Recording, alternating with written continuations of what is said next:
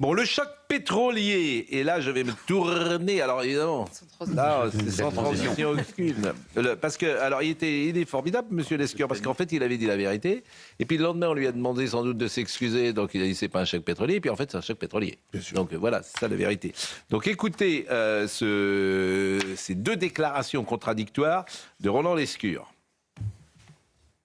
Cette contraction des approvisionnements s'est traduite par une hausse des prix des carburants et de l'énergie dans le monde entier. Cette situation constitue un nouveau choc pétrolier. Je vais être très clair, moi je regrette d'avoir utilisé ce terme. Il s'appliquait dans mes mots à la situation internationale et en aucun cas à la situation française. Bon, là, je vais vous faire écouter et... C'est complètement fou. Comment il peut s'appliquer à la situation internationale et ne pas s'appliquer par conséquent à la situation française. Oui. Enfin, c'est juste...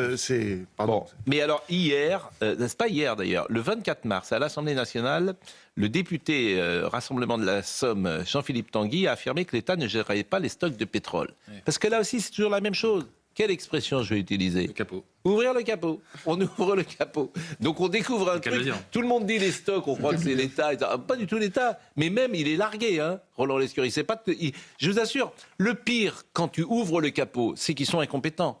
Il ne sait pas de quoi il parle. Je ne peux pas vous dire autre chose, vous allez l'écouter. Il y a eu un delta entre le moment où Jean-Philippe Tanguy l'a interrogé, il a reçu la note plus tard de Bercy, Jean-Philippe Tanguy, j'en ai parlé avec lui, et en fait, c'est en effet un scandale. Ils ne savent pas de quoi ils parlent. Ils sont tout simplement incompétents. C'est-à-dire que dans une entreprise privée, c'est dehors, en fait, ce que vous allez entendre là. Donc, Jean-Philippe Tanguy a affirmé que l'État ne gérait pas les stocks de pétrole, une déclaration contestée par Roland Lescure, ministre de l'Économie. Pour Jean-Philippe Tanguy, ce n'est pas l'État qui gère les stocks, mais une entreprise privée, la Sagesse, détenue par des pétroliers. Alors, la Sagesse, je vous donne les clés pour bien comprendre ce que vous allez entendre.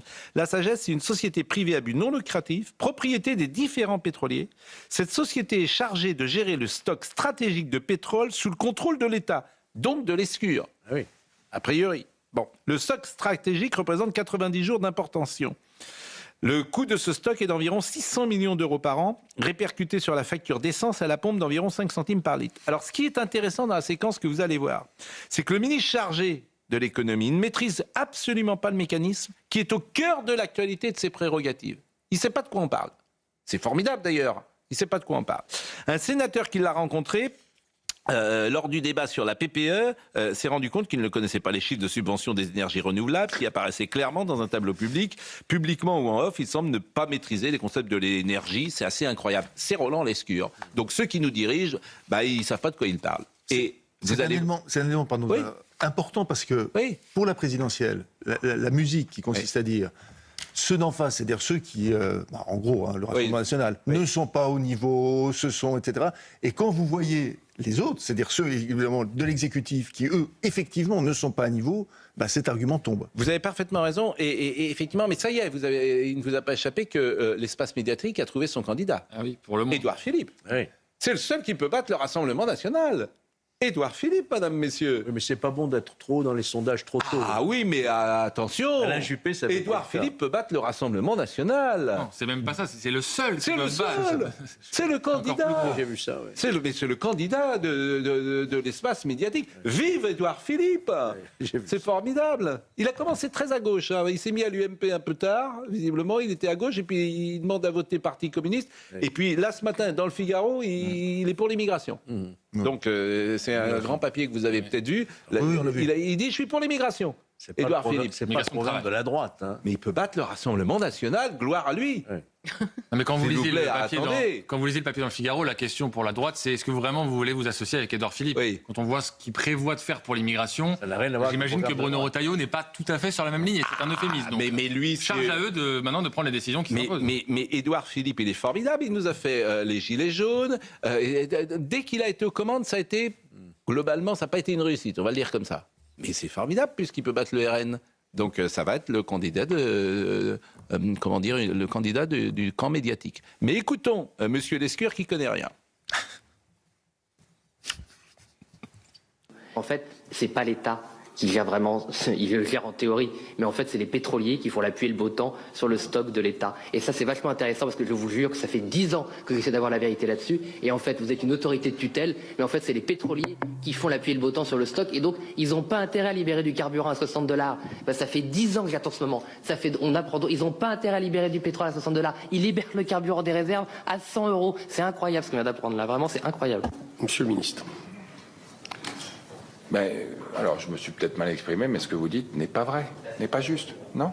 Donc, les stocks qui sont détenus par une entreprise qui s'appelle la Sagesse, qui est une société de droit privé, mais à intérêt général public, qui détient ces stocks et qui sont effectivement entreposés dans des réservoirs qui peuvent être éventuellement au sein des compagnies. Mais ces stocks-là sont prêtés, quand on libère les stocks publics, ils sont prêtés au circuit, donc les raffineurs si on s'agit de les raffiner, les distributeurs s'il s'agit de le distribuer. Ils le vendent évidemment au prix de marché et ils sont reconstitués au prix de marché. Et donc, on ne va pas attendre que le stock que le baril soit revenu à $20 pour faire un cadeau. On leur demandera de reconstituer les stocks dès qu'on considère que les volumes ne sont plus en danger. Donc il y a un petit risque de prix, effectivement, mais aujourd'hui, il n'y a pas... Ben, on vous enverra une note, si vous voulez, qui financera tout ça. Mais la Sagesse, c'est...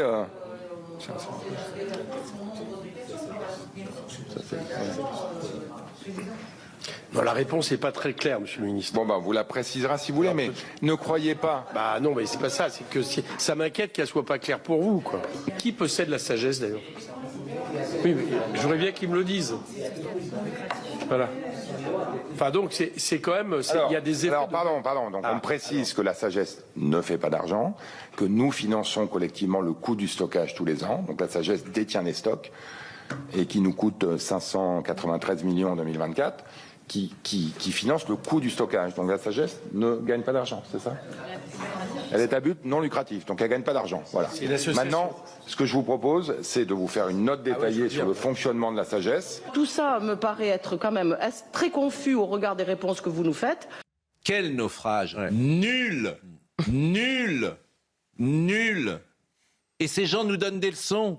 Nul! Et il est ministre. Mais je démissionnerais, j'aurais honte. Si j'étais lui, je démissionnerais, je partirais.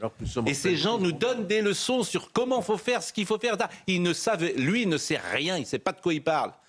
C'est invraisemblable quand même. Alors qu'on est en pleine crise. On est en pleine crise. En fait, c'est fondamental. Il ne sait pas de quoi il parle. Enfin, je ne sais pas. Ce niveau de nullité de ces gens, et c'est même... Et après, alors ça, sur CNews, ils savent dire des choses sur CNews. Ça, il n'y a pas de problème. Ils savent prendre la parole pour critiquer CNews. Mais qui commence par balayer devant leur porte? Georges Fenech. Non, mais je suis d'accord avec vous. Moi, je suis stupéfait de voir le niveau de connaissance du ministre sur une situation en plus qui est d'une crise mondiale majeure. Et tous les pays sont en train de déstocker leurs réserves. Et nous, on ne sait pas qui gère cela. On ne sait pas ce que ça coûte. Enfin, le ministre ne le sait pas.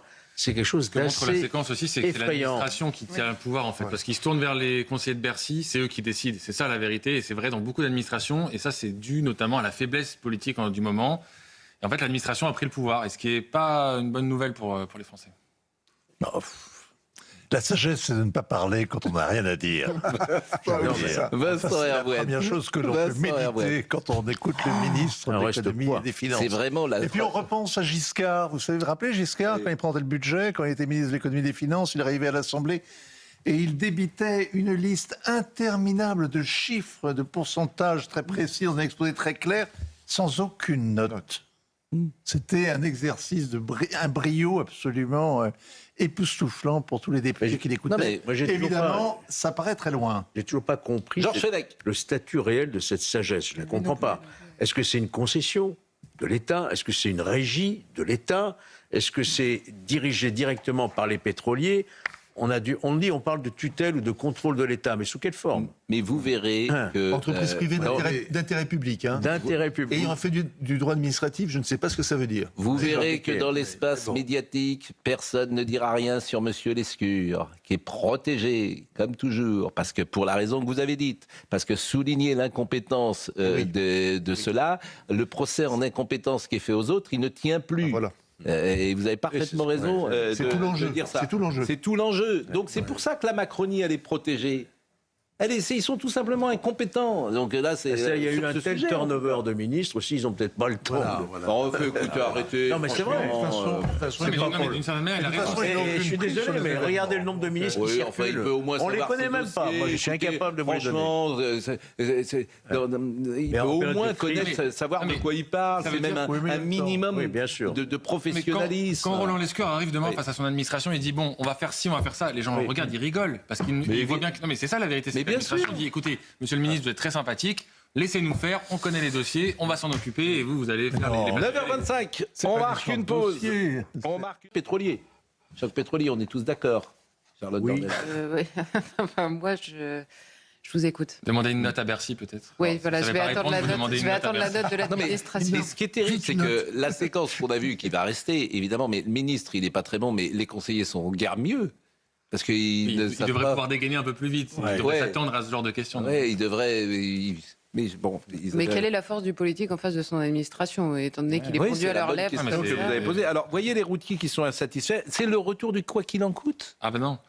Non, c'est 70 millions pour l'instant qui ont été débloqués pour les transports routiers, les agriculteurs et les pêcheurs. En fait, aucun des trois métiers n'est content, n'est satisfait de ces annonces. C'est pas assez. En même temps, il n'y a plus d'argent, donc il n'y a pas de solution. Et le prix du gasoil n'a jamais été aussi élevé. Hier, on a plus d'argent, il n'y a plus de ministres.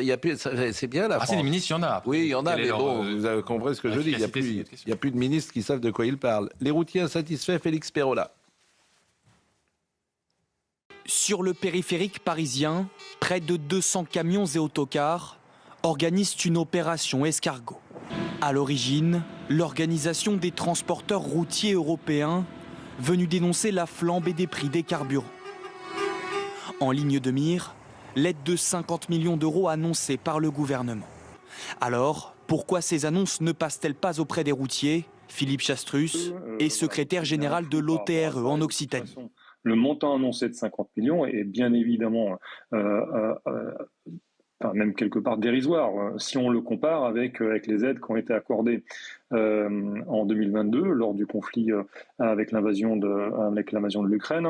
Face à cette situation, les transporteurs réclament des mesures d'urgence. Donc une aide forfaitaire du même ordre que ce qui a été évoqué ce qui a été accordé en 2022, donc à hauteur de 400 millions, et effectivement une remise également sur le carburant. Et il faut que le gouvernement prenne pleinement conscience que sans aide significative au niveau du secteur, il va y avoir de la casse.